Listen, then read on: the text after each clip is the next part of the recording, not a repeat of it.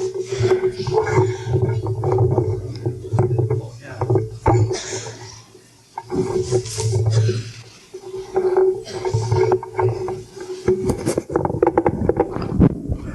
right, if you have a Bible tonight, let's turn to Romans chapter 8. Romans chapter 8. We'll talk about a verse tonight in the Bible I call, I don't know what I call it. I guess you might call it the Christian's favorite verse. And it isn't really a favorite, but you'll have to use it before you get through. So more Christians have to use this verse sooner or later than any other verse in the Bible. So I guess you might call it their favorite verse, even though it's a rough one. In Romans chapter 8, verse 28, there's a promise that's the greatest promise that's ever been written on paper by anybody to anybody. And there's another religion in the world that has any promises in it like that one. If you read the Koran from cover to cover, you couldn't find one promise like the one in Romans 8:28. I've read the Koran. I've read the Tripitaka, the Triple Basket, and I've read the Shastras and the Vedas and the Puranas and the Bhagavad Gita, the Hindu literature and the Muslim literature and the Buddhist literature and the Confucius literature and all that junk. And there isn't one promise in any religion in the world like the one you're looking at right there. Now look at that verse right there, and it says, "For we know." It's not agnostic. We know that all things work together for good to them that love God, to them who are the called according to His purpose. Now, there's nothing like that in religious literature anywhere. You can't find it anywhere. Give you $20 million if you find a promise like that in any religious book in the world. It isn't there. What that verse is saying is that if you love the Lord, that God Almighty promised that whatever happens to you will work together for your good. Now, there's some things it doesn't say. For example, it doesn't say we know that all things work together for what we think is good. So that isn't the verse. What you're worried about is the stuff that's happening to you. How's that going to come out? That's what you're worried about. And your promise of the King James Bible says we know that all things work together for good. Not God. You don't have to be told that God works together for good. We know God's good and God does right. We all know that. But the promise says we know that all things work together for good to them that love God, who are the called according to His purpose. Now, it's not as conditional as it looks. For example, it says, we know that all things work together for good to them that love God. A fellow said, well, what if I don't love God? Yeah, but you see, the context in this passage you're looking at is everybody who's saved. For example, look at the next verse. See that? Whom He did foreknow, He did predestinate. Whom He called. Well, not thinking that the context of that passage is not a practical thing, like when James says, the crown of life which the Lord hath promised to them that love Him. That's conditional. And this thing says we know that all things work together for good to them that love God, who are the called according to His purpose. Now I got thinking one day, is that thing really true? We profess to believe the Bible. We say to believe the Bible. You know me. I profess to be a Bible believer. If anybody profess to be a Bible believer, I guess I profess to be one. But sometimes I wonder if I am one. So it must mean what it says. It must mean that whatever happens to me, works together for my good. So I thought one time, I said to myself, you know what I'm going to do? I'm going to take the 7 meanest devils I can think of, and I'm going to turn them loose in this Christian and see if it works together for his good. Now I'll take this first devil here, and this first devil's name is disability. Now most Americans are spoiled. And most Americans take their good health for granted. And most Americans, I've traveled up and down this country for years and years and years. And I don't know how long, I don't know how many planes I've flown. I figured out the other day in something it's the equivalent of 70 times around the earth at the equator. That's what it is. 70 times at the equator, clear around. I've spent half my life in motels. I've been over in the Ukraine and Russia with thousands of Russians around me. Nobody speaking English. I've been in Germany with thousands of Germans around me. I've been in Japan with thousands of Japanese around me. I've been in the Philippines with brown faces everywhere you looked.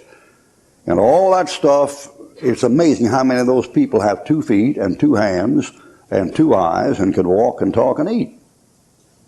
It's amazing how few disabled people there are. With all the sin and devilment in this world, it's amazing how God blesses unsaved people with the ability to walk and talk and eat and sleep. It's amazing. Every now and then you see a guy with a club foot, double cleft palate, hunchback. Every now and then you see it, but not often. You take the average American, he doesn't appreciate his blessings. Did you know it's a luxury to be able to walk? Well, I've got a right to walk. No, you don't. To be able to walk is a privilege, it's a luxury. About 10 o'clock at night, I'll get out of my room like I do any place else, go out there on the blacktop and run that thing up there, that light and back in my bare feet. And every step I take running up there, I'm thanking God for the fact that I can still run. It's a luxury to be able to run at 71 in your bare feet. I got friends in wheelchairs, I got friends in crutches, I got friends in bed before they're 60 years old. Americans take that stuff for granted. One of my best friends, a fellow named Bill Mayer, he lives down in Ocala, Florida, and Bill Mayer had cerebral palsy when he was about, I think about 2 or 3, something like that, and he never learned how to talk till he was 8 years old, and he couldn't walk till he was about 12. And Bill Mayer told me, he said, when I was growing up, he said, I just had one ambition in life. I said, what's that? He said, to kill people. I said, why? He said, well, when I came up in the spastic clinic, in the cerebral palsy clinic, I and the other little boys and girls in there, other little boys and girls would come, sometimes visit their brothers or sisters, and he said, they'd look through a plate glass window at us, little kids in the room there. We couldn't stand up. We'd fall around and tongues loll around our mouth and eyes roll back in our head and fall down, and they'd sit there and make fun of us and point at us and laugh at us. And he said, I made up my mind when I got bigger, I wanted to kill people. That's what I wanted to do. And he got to be about 18, he got saved. And if that wasn't enough, he got saved, he got called to preach. And I've had the guy in my church preaching. And he'll get up there in the pulpit, and he's still got the arm turned over, and he'll say, I'll take our Bibles and turn to Romans chapter 11. And he preaches. And he wins souls. He gets them saved. That guy's probably won more souls to Christ than anybody here in this building. And he hardly even talk. He's a character. They had him, the liberals up in Washington, D.C. heard about him, and they figured he'd be good to bring in on a cerebral palsy drive, and they had no idea what they were dealing with. And all those liberal ministers up there and priests, and rabbis and Greek Orthodox muttonheads got together and had Bill Mayer come in to talk on cerebral palsy. And that bird got up before about 500 of them opened his book and said, let's turn to Matthew chapter 23. Woe be you Pharisees, hypocrites, and oh man. And I mean, they literally ran him out of town. I mean, they took him back to his motel, got his bags, and took him to the airplane. But you take old Bill Mayer now, he's something else. He's something else. And I had him in for a meeting, and when I had him in for a meeting, we had all the handicapped people come out. Looked like an All Roberts meeting, man, I mean, we had them out there in wheelchairs, in bed and everything. It wasn't a fake healing service. We just wanted to have them hear a man who knew something about it. And that fellow get preaching away, he'd been over that pulpit, and he'd say, and some of you folks sit out there feeling sorry for yourself and complaining about why did God make me like this? Who do you think you are anyway? Whew, boy. I mean, I wouldn't have dared say that then, but he would. He did. I remember one time we were out driving around. We go around the neighborhood there and pick out handicapped people and go deal with them.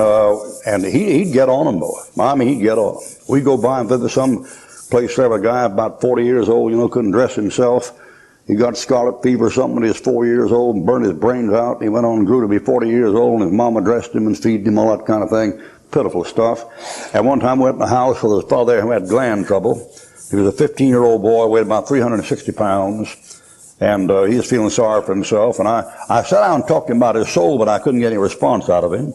And he kept saying, well, you see, by my size, I can't come to church. I can't even sit in 2 chairs and all that kind of stuff. And all the time I was talking to that fellow, I could hear Bill sitting right next to me, kind of panting. So after a while, I didn't get anywhere with a fat boy. I told Bill, said, well, you talk to him. And Bill moved over and pulled him next to him. And he sat down right next to him with his finger in that guy's chest. He said, let me tell you something, fat boy.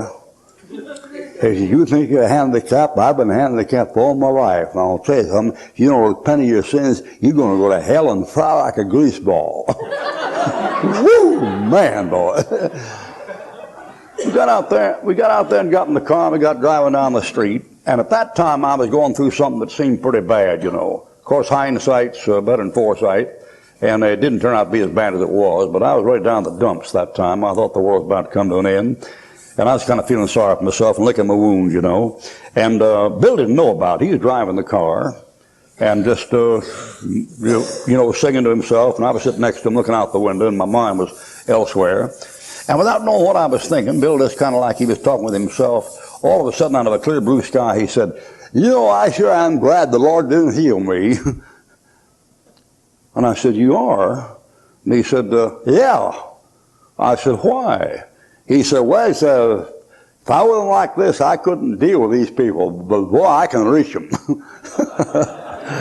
And I said, "Okay, Lord, I'll shut up." I shut up for a while, you know. I preached one time up in the streets in Baltimore, Maryland. Two fellows up there named Peter and John Bissett around Reisterstown, Maryland, and North Baltimore. And they preach out in the street, and we go out there and preach in the street. And there was a fellow they had to go along with him. I believe the ugliest man I've ever seen in my life. He had a hunchback and a clubbed foot and a double cleft palate and warts all over him. No mother, no father, no wife, no kids, no nothing. Christian. And while I get up in that truck and preach, that fellow be passing out tracts, and I kind of watched him from time to time. And I'd come down, between sermons and watch him. He's over there on the street corner passing out tracts of people going by.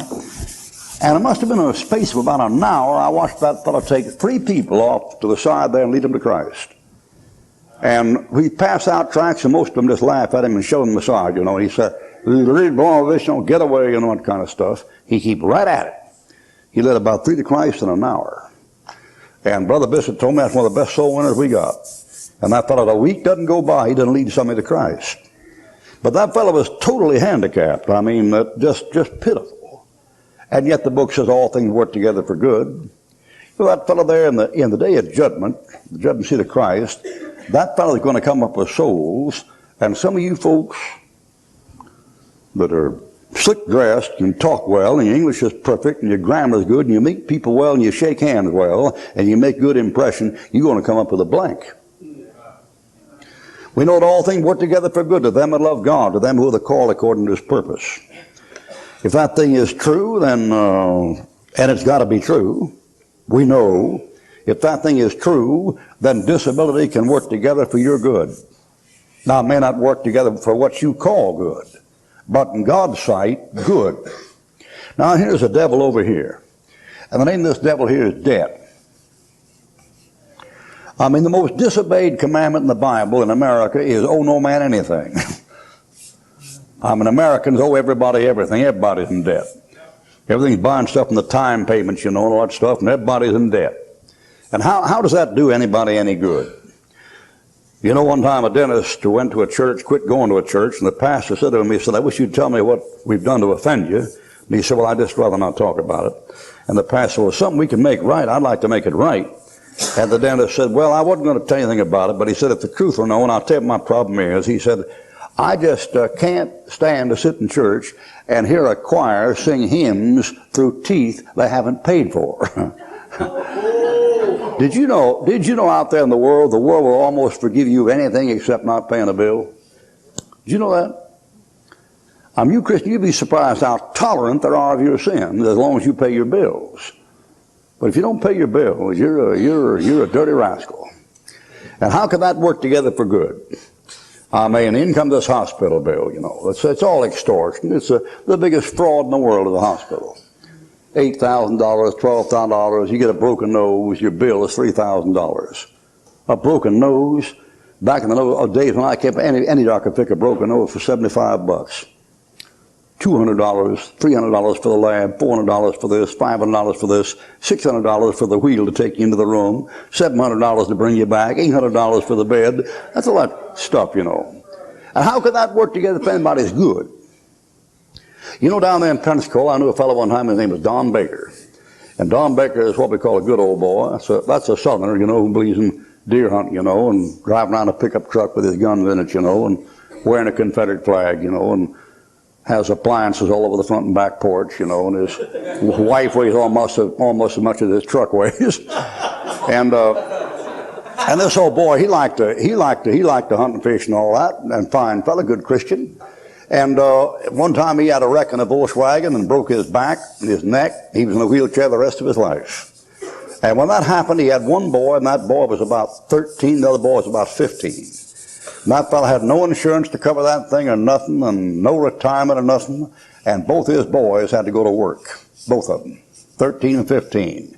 And at a time when other boys were, growing up and getting to sports and then dating and all that, his boys were working. His wife had to go to work. And they all went to work, take care of him. And that's a pretty bad thing. Boy, 13 goes to work. He works 13, 14, 15, 16, 17. Come home from school, go to work. Take care of daddy. And you say, well, how in that world could that do any good? Well, I don't know. I'll tell you one thing. Those boys learn how to work. You see what's good about that? Well, man, that's a miracle these days. That's right. Yeah. That's right. If you learn how to work in America today, that's a miracle. Now, I mean, you people up here up north, half you people think if you're not making, $15 an hour for a 20-hour week, you're getting gypped by the government or something. My daddy thought if you weren't working 60 hours a week, you're loafing. You're loafing. And the pay was 20 cents an hour. 20 cents an hour. I was raised in the Depression. 1929, 1930, 31, 32, 33. 20 cents an hour, boy. And you worked. Now, some of you fellows are here tonight, you know what work is. You're raised on a farm. And if you're raised on a farm, you know what work is. I mean, what's his name? Fred Brown said, when I was a boy coming up, he said, my daddy would get up in the morning at 5 o'clock. He said, I never saw a cow in broad daylight. He said, I saw that cow before the sun came up or after the sun went down. And he said, we'd work at 5 and then have dinner about 12, and then come in the fields at about 4 or 5, do our chores, have supper, and 7 o'clock the old man would say, now, you the boys did a good job. If you want to go to town, have a good time, go ahead. Well, it's a bush they couldn't even move, man. Come about dirty trick, go to town, have a good time. Boy, 8 o'clock, flat, man, you're gone. Keep you out of trouble. But you take that business, a modern American young man growing up, he don't know anything about work. Nothing about work. Calluses, you got any calluses on your hand right now? I'm a preacher. I'll have more calluses in my hands by July than Karl Marx or Lenin or Stalin ever had in a lifetime. And they talked about workers and peasants unite. Ah, your father's mustache. Those birds were journalists, writers, and philosophers. They weren't workers. Over there down there in Cincinnati, Ohio, I got a friend down there named John Rawlins. And when his boys got to be about 12 or 13 years old, they were playing basketball one day out there in the garage. And they got the basketball hung up on the hoop and couldn't get it out. And one of the boys went to Mama and said, I can't get the basketball out of the hoop. She said, why don't you get a hoe handle and punch it out? And he said, a what? The woman says to her teenage daughter, your hair looks like a mop. And she says, what's that? And I'll tell you, Don Baker's boys, they grew up and they weren't called to preach. But if they had been called to preach, I know one thing about them, they wouldn't have been lazy preachers. They knew how to work. Down there in Pensacola, Florida, I got a friend named Bill Kreisler. One day he led a young man to the Lord about 16 years old. The fellow got saved, and when he was 17, he felt called to preach. And about the time he felt called to preach, his daddy got a hold of Bill Kreisler and said, you've messed up my boy's life. That's what he mean by that. He said, my boy is talking this religion and stuff, and said he's called to preach. And Bill said, well, I think you ought to thank God. God's calling him to preach. And the man said, I'll have you know that I own such and such a corporation, and he did. And he said, my boy's going to inherit my work when I die. He's worth about $500,000. And he said, he's not going to preach. You know what happened? In less than 2 months after that fellow said that, he went bankrupt. And somebody said, what a terrible thing. The boy lost all that fortune. Yeah, but now he can preach. Yeah. We know all things work together for good to them that love God, to them who are called according to his purpose. Now I'm going to get me another devil over here and just turn these devils loose in this fella and see how they make out. And the name of this one over here is disease. Now how could it possibly help you to be hurting all the time and be sick all the time? I've talked to Christians who said, Brother Ruckman, I haven't drawn a breath of fresh air for 14 years without pain in my body. And they were telling the truth. Now, how could that work together for good, I ask you? How could that possibly do anybody any good? I want to be as kind as I know how what I'm getting ready to say, but it's going to be kind of hard to say. But some of you older folks sitting here tonight, you may get a time in your life and you have a bedridden son or daughter to take care of, or a nephew or a grandchild, and maybe you'll have to spend hours and hours and hours watching them and taking care of them. That happens a lot down south. I'm in homes down there where I see a young man being just a bedridden patient. He'll grow up in bed. Ida Bell Salter was an old saint down there, and she got rheumatoid arthritis, and she spent 32 years flattening her back in the bed. 32 years. I mean, pick her out of the bed, take her back in the bed to the bathroom, all gnarled up like this, spastic, and lying on a quarter-inch of Vaseline so the bed sores wouldn't stick to the table. 32 years. Some of you aren't that old yet. 32 years in that bed. And you got to have somebody to take care of them. I've been in homes where mama just stayed in home all day long. I mean, once in a while, trip out to somewhere if she gets somebody to come in the house while she wasn't there. And a boy back there, 18 or 19, been in bed about 4 or 5 years and spend the rest of his life there. To me, the Lord put some things in some people that drive me up the wall. I couldn't take it. I couldn't take it. And I know what I'd have to do if I had to stay day and night and day in a room and wait upon a sick person. But I've seen God do it. I've often thought to myself, if some of you folks won't win souls, and you won't, you mean well, but you won't do it. If some of you folks aren't going to get rewards that way, God's going to see you'll get rewards other ways. And God will put something on you whereby you can get a reward. And the only way God can give you a reward is by letting you spend days and hours and weeks and months taking care of an invalid. He's going to do it. He's going to do it. And all things work together for good to them that love God, are called according to His purpose.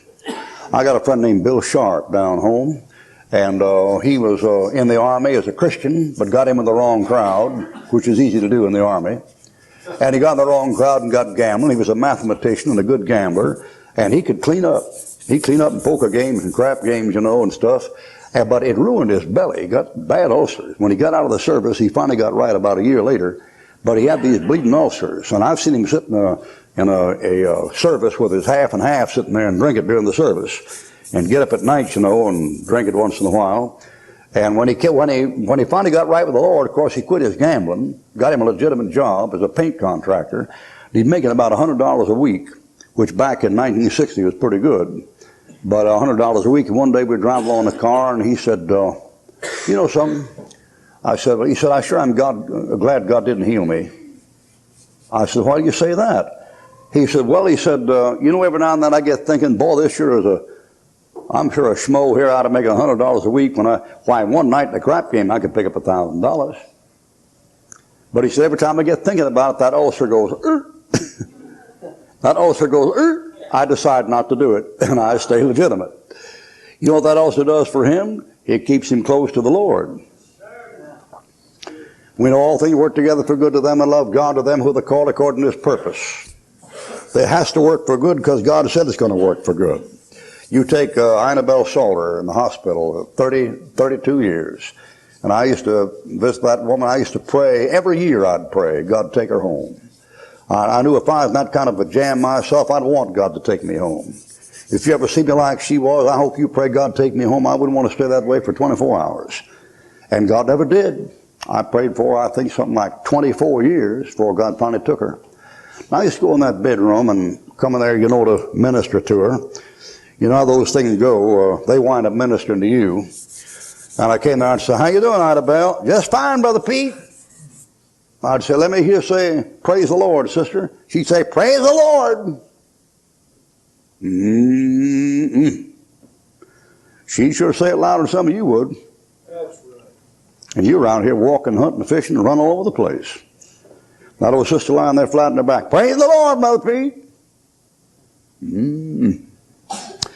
You know something I know, and I couldn't prove it, but I don't have to prove it. I know that old sister in that bed had a fellowship with God I know nothing about as a minister. If God wasn't close to you, you couldn't go through that. If that's what it takes to get close to God, my flesh cringes. Well, I think about doing that. But I know that sister had a fellowship with God that you and I know nothing about. I'm certain. And I kind of envy her on that line. But the trouble is, you think about it, the cost, I don't know. I mean, my flesh just shrinks from it. But I get the place, in lifetime where you know what I want? I want to see Jesus Christ. I've preached and bragged and raved about Jesus Christ for 44 years, and I never even seen him. Isn't that something? Just raving about something you never even seen. That stupid. Talk about living by faith, man. I don't have any evidence at all. I never seen him, but I like to see him. He said to Thomas, he said, blessed are those that you've seen, because you've seen, you believed. And he said, blessed are those that haven't seen yet have believed. And that's one of my case. I haven't seen, I have believed. But sometimes I just get hungry. I just want to see the Lord. I've seen enough of the other stuff. And I haven't seen him yet. But you take that old sister in that bed, boy. I bet he was as close to that woman as you could get without stepping through the veil. But boy, what a price. We know that all things work together for good to them that love God, to them who are the called according to his purpose. All right, I got another devil over here. I'm going to turn him loose on you. The name of this devil over here is divorce. I mean, if all things work together for good to them that love God and the called according to his purpose, that ought to work too. It's funny how the brethren get selective, And the only sin that are unpardonable are the ones they don't commit. It's a strange type of thing, And if all things work together for good, that's got to do the same. Now, let's understand each other. Like the other day in this question and answer period, I don't recommend divorce to anybody. When couples to me come with marriage problems, I don't recommend divorce to anybody. I don't even believe in it. I think when a man and woman stand there and say, for better or for worse till death do us part, it means for better or for worse till death do us part. The problem you got is when one party doesn't take it to mean that. You say, well, it says for better, for worse, and they say, well, things have changed. Well, that was the idea in saying that. So if it changed, you'd stay. People are weird, man. They're weird. So I don't even recommend a divorce to anybody. I think if you can stay married for 50, 60 years, that's great, man. Hope you have your plutonium anniversary. But what are you going to do? What are you going to do if you go through a mess like that? I mean, suppose your wife just gets up at night and says, I'm not compatible with you, goes down to the lawyer, bam, what you going to do? Now listen, 1 out of 2 blows these days. It gets so rough in these days when the guy proposes, he'll say, honey, will you be my first wife? Listen, I know couples getting married today and they're already discussing how they'll divide the property if they break up before they get married. Honest to God, man. Sitting down. Now, if something happens, you get this, and what a thing, man. 1 out of 2. It's going to get for a while where you don't take a ceremony or nothing. Now, if you go through that, and you may go through it, I mean, people think, well, if I'm a Christian, then that automatically picks up everything, and these things can't happen to me. You're wrong. You know what Christians think? I think they think when they get saved, that solves all the problems. Well, it doesn't. Getting saved, brother and sister, solves all your problems in eternity. It don't solve them all here. I mean, you get saved from death on, you're fixed, brother. You're in good shape. But from here to death, you got a way to go. Did you know a Christian can lose a baby? Did you know a Christian can have a child fall out of a car and get killed? Did you know a Christian can have to declare bankruptcy? Those things don't happen to unsaved people only. They happen to Christians. And maybe you go through a mess like that. I hope you don't. But maybe you will. And what then? You'd be kind of a second-class citizen, All those folks been married once, kind of, it's kind of a little refuse that came here with the cats, done by the back end of the dumpster. Now, here's what you ought to remember. Paul says, forgetting those things that are behind, I press forward for the prize, the high calling of God in Christ Jesus. Forget it. Forward. You can't do nothing about it. Move. While I've known God to use some second-class citizens more than the first-class ones. Because sometimes the first-class ones got kind of proud of being first class. And when they did, God just put them on the shelf. You take old Paul. He got out of the will of God one time, and he got out of the will of God. The Lord, he was on a steamer there going to Rome, and he wound up shipwrecked and wound up coming ashore soaking wet like to drown, and he could have gone first class. If he'd gone the way God told him to do, he could have gone first class, you know, but he said, I got to go to Rome, I got to go to Rome, I got to go to Rome, I got to go to Rome. And God warned him 5 times, don't go to Rome. And he went. You know what did? It cost him 2 years of his ministry. It cost him he spent 2 years in jail. He wouldn't have to spend in jail if he'd done what God told him to do. And he wound up second-class steerage passenger on a ship and like to drown out there in the water. But he got to Rome. That's the point. Down there in Pensacola, Florida, I knew a young fellow in town that got saved and called to preach, went off to school, went off to BBC. And he got off there, and he hadn't been there about a year. Then his wife fell in love with some deacon in the church there in Springfield, Missouri. And they decided to clean him out of his family, so she sued them for divorce and got custody of their 2 children. When he tried to get the custody of the children from her, then she said he was crazy and got his parents lined up against him and had him committed to a mental ward, and that made him take shock treatments, took his kids from him and dumped him. And that fellow came back to Pensacola. He was dragging on the ground, man. He was singing the blues. Now, boys going like that, and I tried to talk to him, tried to cheer him up, you know, and give him a little bit of good advice, but I couldn't cheer him up, couldn't do nothing with him. And about 5 weeks went by, and one day I was going down the street, and I saw him coming down the street, and he was whistling, hand in his pocket, just jogging along, just like he's, you know, cloud 9. I thought to myself, well, what in the world happened to him? So I went across the street and stopped him. I said, hey, man, last time I saw you down the bottom of the Cracker Barrel. What happened? And he said, well, preacher, something I forgot to tell you about. I said, what's that? He said, when I was a boy coming up, and right after I got saved, the Lord taught me about it again. He said, I knew what God wanted me to do. What God wanted me to do would be a missionary in the United States Navy. And he said, when I got to be about 18 or 19, I said to myself, that ain't for me, boy. I'm going to get me high and dry a job on land as a pastor and $300 a week and pastorium paid for and allowance and all that stuff. I'm not going to join the Navy. And he said, you know something? He said, now that my family is all gone and all the ties are busted and I've got nowhere to go, the other day, thought struck me I might as well go down and join the Navy. And I went down to the recruiting office and I joined the Navy, and he said, ever since then I've just been happy as a dead pig in the sun. I'm in the will of God now. Oh man, you know. You say, well, Ruffin, that's a rough way to get in the will of God. Yes, it is. But he's there. Yeah. And some of you ain't. Right. Preach that. Yes, sir. We know that all things work together for good to them that love God, that call according to His purpose. I got a brother-in-law down there in Hale County, Alabama, way back in the back end of nowhere, and he married she was a dog, man. I mean, she was a slut. And I mean, she did this and that, and, you know, threw glass around the house, you know, and cussed and yelled, you know, and threw things at him, you know, and stepped on him, all that stuff. I mean, a real modern, up-to-date, liberated woman. And then she got a divorce and left him, and that old boy hung around there for a while singing the blues. And he married him a fine Christian girl, was a vice principal of a school over there in a little old town called Greensboro, Alabama. And they've been happily married, I guess, about 40 years now, doing just fine. Now, I'm not recommended that you change hats or get rid of the old gray mare and get you a new one. I'm not saying that. But I'm saying if it happens, don't quit. That's right. They keep quitting. Now, folks talk about me, and they say this, and they say that, and they won't. Sure, they'll talk about you. It gives them a good alibi to sin. Talk about you, and they won't ever forget. But God will forget. The blood of Jesus Christ, God's Son, cleanseth small sin except divorce. Amen. You better read that verse again. So he committed adultery. That may be true. The blood of Jesus Christ, God's Son, cleanseth us from all sin, and that includes the ones you don't commit. Now you take Christian people. I know Christian people, like I told you this morning. I know them real well.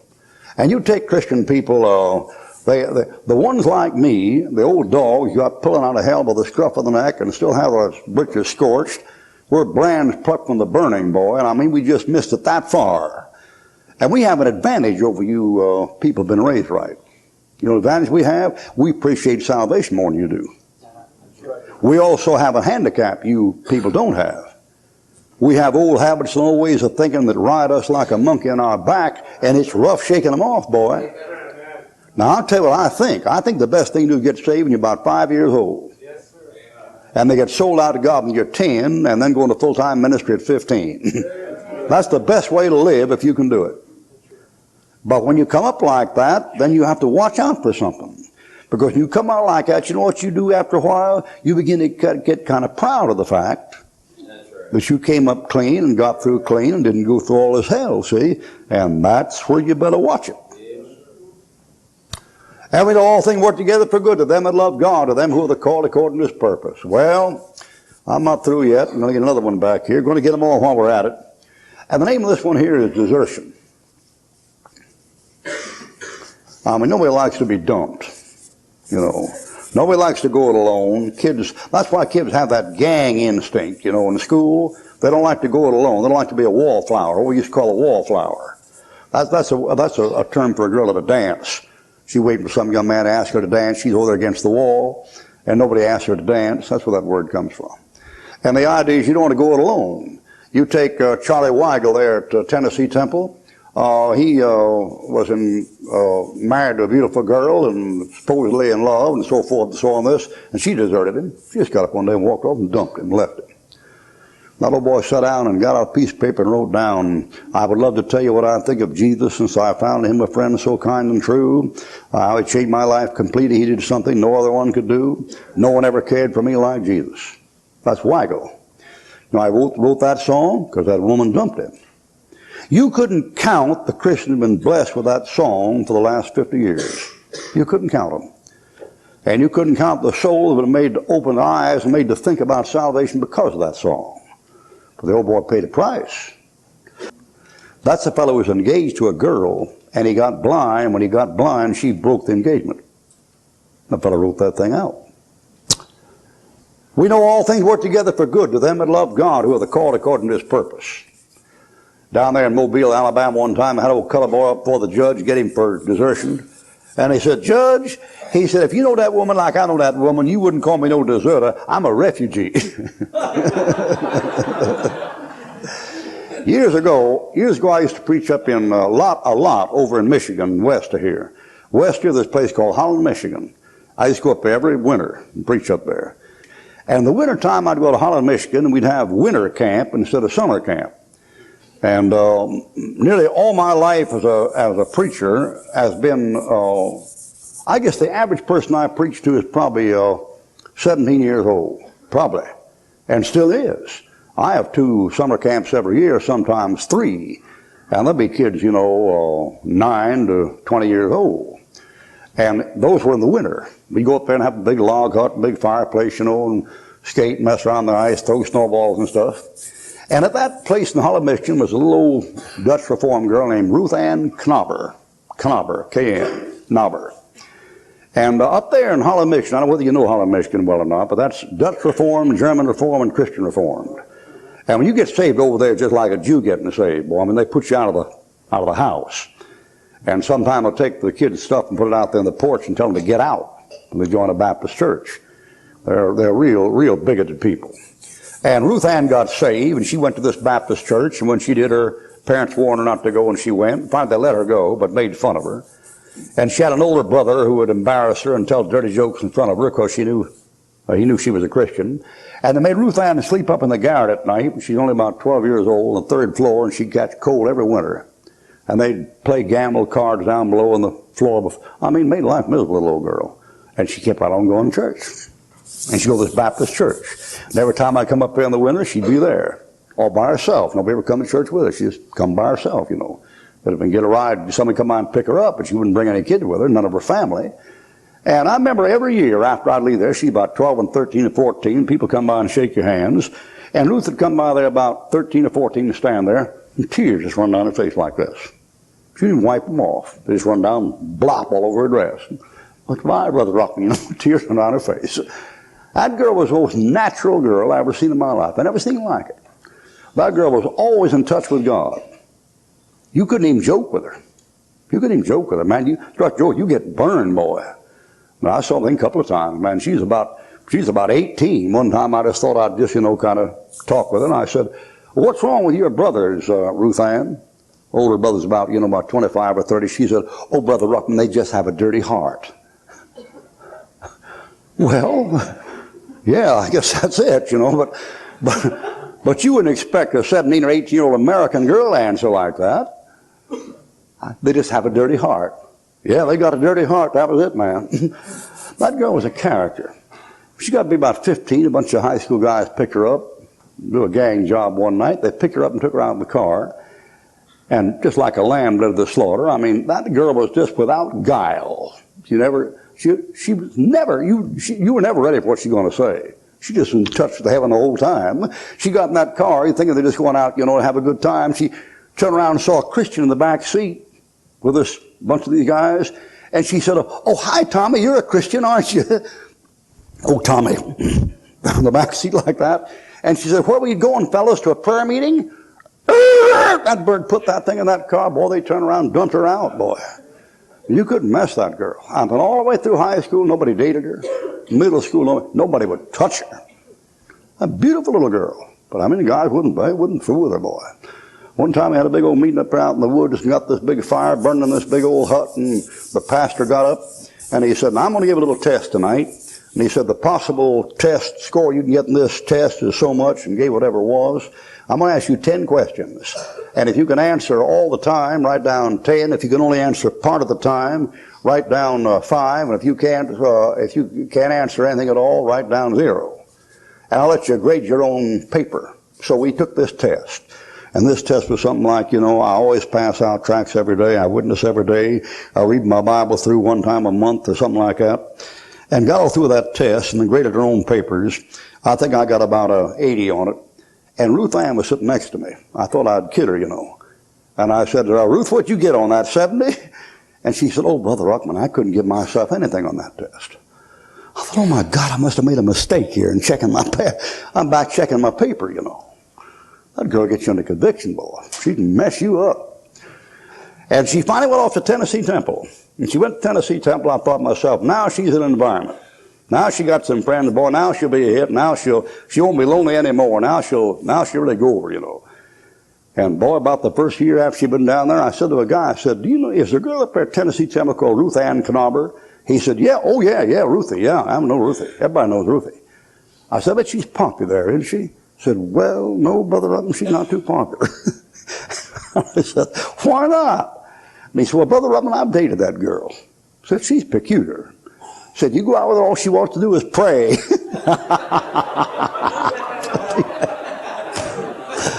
And they don't have that little girl. I mean, she went the whole distance alone, boy, till she was 20 years old. The whole distance, man.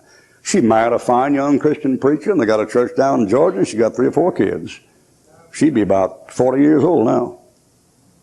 I mean, God took care of her. And we know all things work together for good to them that love God, to them who are called according to His purpose. All right, now I got one back here. The name of this one here is, death. I mean, if all things work together for good, then all things work together for good. You can't eliminate death. You got to include it. How does a little old white casket down there at the front of the altar, how does that help a family? I've had to bury those kids, 2 and 3 years old. It isn't so bad, burying the ones 2 and 3 or the ones, 18 or 19. I mean, the 2 or 3 or 4 year old, they don't know what's going on anyway, and they stick to mama, they don't understand what's going on. And the ones 18 and 19, they've had a little taste of life, a little bit of it, The bad ones, them ones about 10, 11, 12, and 13 along there, that's the bad ones. And how in the world could a thing like that help anybody? I mean, my text says all things work together for good to them that love God, to them who are called according to His purpose. One time I was talking with Bob Jones Sr. back in the years when he was alive, and I heard him say, "Well, Mackenzie died today. Thank God for that." Mackenzie was a lumberman down in Panama City, Florida, and I said, "What you think about God that for? He sent you about $50,000 a year, didn't he?" He said, "Yep, but why are you thanking God He's dead for?" He said, "Well, now we'll have to go back to trusting God." Isn't that something? Did you ever stop to wonder why people like M.R. DeHaan and Charlie Fuller never had to ask for funds over the radio? They never did. You never had them beg and say, "Write in and get this and write in and get that, and we'll send you absolutely free gift." I mean, send in $500 and we'll send you absolutely free a ballpoint pen saying there's a sucker every minute. I mean, you never call that kind of stuff. And those programs stayed in the year on the radio years and years and years after those fellows were dead. You know why that is? Because back in those days when Christians would die, they'd leave those radio programs in their wills. So the bills were always paid. And every time a Christian died, it just was that much better for the program. We know all things work together for good to them that love God, to them that call according to His purpose. I had a family down at my church one time, and over there in the old Brent Baptist Church, and the Lord just put them through some stuff. Farm family, just common folks. And that woman had a little boy born, and he was born with Hodgkin's disease. He was about 6 years old, between 5 and 6 he died. And when he was about 4 and a half, his little baby brother was born. He was born with a hole in his back about the size of a $50. It never healed up. And that dear sister buried both those little boys in 1 year, about 2 months apart. And I'd been in that home eating with them, dinner with them, and had that little baby cry when he was about 5, and 6 years old. She'd get up and walk the floor with him. That little boy would cry and say, "Mama, it hurts, Mama. Mama, can't you stop it hurting, Mama? Mama, please stop it hurting, Mama." Boy, you talk about something rough, man. I mean, I've been with rough crews all my life, but honest to God, I don't think an infantry landing in an LCI under a bombardment is as rough as that. You little old boy, "It hurts, Mama. You stop it hurting, Mama? Mama, please stop." That's tough, buddy. That's tough, man. That's tough. You take that little boy born with a hole in his back, he died when he was 15 weeks old. That little boy died. Something happened there. If I'd had a gun, I'd probably shot that guy. Honestly, I never felt so much like killing a fellow in my life. They had that little dead baby lying there on the floor, and the family sitting around weeping. And this fellow from the undertakers came in, and he had a little satchel, kind of like a trumpet case, and just opened that up and threw that kid in there and snapped it shut and hauled it out the door like a valise in front of that mother. I could have killed that bird. I know it's professional, all this and that, but you had no business doing that. And then about a month later, the other little boy died. And that fella came back to the house, get that little boy. I said, "Buddy, you wait outside. I'll bring the boy out to you." He said, "This is my business." I said, "Your business, stay out on the front porch till I come out here." And he said, "Well, I said, "Never mind, don't give me that gas, just stay there." And I went back in the back room, got that little old boy, he'd been turned blue, and wrapped him up in a blanket and took him out there to the car. And that woman buried those boys, I guess, within 2 months of each other. Now, how in the world could that do anybody any good? Well, I'll tell you, that family come to church after that, and I've seen them many a time. They always sit about the fourth row on the left-hand side. And when I'd get preaching about heaven, about the second coming of Christ, they'd bend forward in that chair, boy, and their eyes would just light up like a Christmas tree.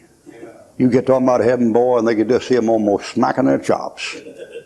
You know why? They wanted to see the little boys again. Now listen, I can stand up here and talk about heaven, New Jerusalem, I'm blue in the face, and some of you folks will look at me like a tree full of owls. You know why it is? Because it isn't real to you. And that book said, "Set your affections on things above and not on things on this earth." And Christians do that. Now you folks up about my age, you better get in gear, son. You're liable to be there before you know it. I get preaching about heaven down home in my church, and they get running the bases, man. They're going around the choir loft. They get yelling so loud at graduation, you can't hear the music. Honest to God. And those kids are 20, 21, and 22. You often wonder about, think to myself, why is that? You get preached about heaven, those kids, 20, 21, 22, they just come unglued, man. And you preach to folks up in their 60s and 70s that are just a couple of seconds from eternity, and they sit there and... Strange business. I'll tell you one thing that death did for that mom and daddy. It got their heart in the right place. Yes, and they, when that commandment comes to them, boy, they obey it. They can't wait for the Lord to come. All right, I'm going to get one more here, and I'm going to be through with it. And this one over here, the name of this one over here is damnation. And you say, well, how can a soul going to hell be a blessing to a Christian? I mean, I'm going to get them all while we're at it. It either means what it says what it means, or it don't. And I'm going to take for granted it means what it says and says what it means. I mean, how can an unsaved person, how can a lost mom and daddy go into hell, how can that be a blessing to you? Do you ever think about that? He said all things. I think that's what he said. All things work together for good. Now, I've had time to think about that thing. You know what I've learned? I've learned that sometimes we get this soul winning thing going where we take it so much for granted that we forget if anybody is really born again, it's a miracle of God. We get this kind of assembly line way of getting decisions, and after a while we kind of forget it's supernatural. Now, if they ever get saved, really saved, God has to do it. You know what God will do with you, Christian? He'll put somebody across your path that no matter how hard you try to win them to Christ, you can't do it. And God will do that to show you that it's a supernatural work and He's the only one that can do it. And you can bust your britches and pray your heart out and you can't do nothing with them. You take, when I got saved, I witnessed to my mother and daddy off and on for 8 years before they died. And my mother and my daddy and my sister all died in the same year, 1 month apart. And as far as I know, all three of them went to hell, as far as I know. My daddy was a graduate from MIT in Boston, had an IQ 150, and my mother could work any crossword puzzle in the country in 30 minutes. She was raised in Pasadena, California, and they had a Chinese gardener and a Japanese cook, or Japanese gardener and a Chinese cook, and the raising of boarding, finishing school. High-class folks, buddy, Anglican, Episcopalian, you know. The church, you know, Eisenhower and Patton, that bunch, military people. And if I'm kind of crude and uncultured and vulgar, it isn't because I don't know any better. I mean, I was raised highbrow, buddy, but I'm a reactionary. You know, I'm very class conscious. I don't have any class, and folks are very conscious of it. But you take, coming up in that kind of environment, see, when I got saved, I went back to witness to my mom and daddy and came up there and got my knees in front of them and witnessed to them. They thought I'd lost my mind. My daddy said, well, take it easy and we'll see a good doctor in the morning. That kind of thing. I remember one time many years later when I witnessed to my dad, I got him cornered and I said, now, Dad, I said, the devil's out to get you. He said, I don't believe in the devil. So I don't believe there's an opposing force to God in the universe. So I think if there was an opposing force to God in the universe, then the laws of the universe wouldn't hold up. You couldn't count on them. For example, he said in building a bridge, you couldn't count on the tensile strength of steel. My daddy was an industrial engineer when he was in civilian life. And I said, Dad, I said, the devil's not interested in the tensile strength of steel. He's interested in damning your soul. Now, he went out of the room like he'd been shot. Well, it's been about 20 years ago, one of my little girls, I think it was Laura, we were working out there in the garden, and she came up alongside me and she said, Daddy, is your mama still alive? And I said, no, she's dead. She said, well, was she saved? And I said, no, she wasn't. And she said, well, is she in hell? I said, yes, she died without Christ, she's in hell. And Laura said, well, is she burning? And I said, yes, she died without Christ, she's burning. And Laura said, right now? I said, yeah, right now.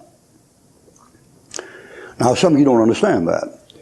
You don't understand that because you think your mother, your daddy, your wife, your kids, your nephews are more important than that book.